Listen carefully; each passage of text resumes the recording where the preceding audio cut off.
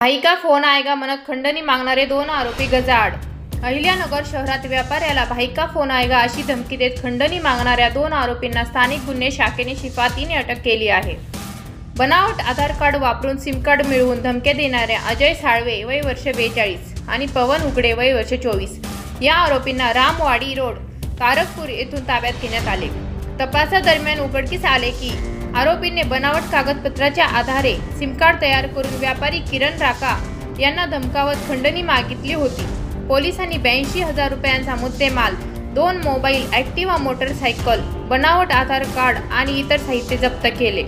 पोलिसांच्या वेगवान आणि प्रभावी तपासामुळे हा थरारक गुन्हा उघड झाला असून पुढील तपास तोफखाना पोलीस स्टेशन मार्फत सुरू आहे। ही कारवाई पोलीस अधीक्षक राकेश ओला, अप्पर पोलीस अधीक्षक प्रशांत खैरे आणि उपविभागीय अधिकारी अमोल भारती यांच्या मार्गदर्शनाखाली करण्यात आली आहे। 14 तारखेला अहिल्यानगर शहरातील व्यापारी श्री किरण राका हे आपलं दैनंदिन कामकाज आटपून दुकान बंद करून साधारण 8:45 वाजेच्या सुमारास घराकडे जात असताना मागून आलेल्या 2 मोटरसायकलवर आलेल्या 2 इसमांनी त्यांना थांबवून त्यांचा रस्ता अडवून आणि त्यांना भाई का फोन आएगा तो बात कर लेना असं म्हणून काहीतरी हत्यार दाखवून आणि धमकी दिलेली होती।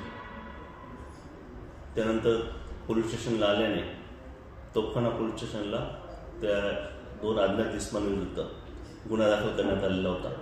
सदर अज्ञात इसमांनी त्यानंतरही 2 वेळा त्यांना मेसेज पाठवून आणि धमकी दिलेली होती। व्यापारी वर्ग असल्यामुळे व्यापारी हे भयभीत झालेले होते।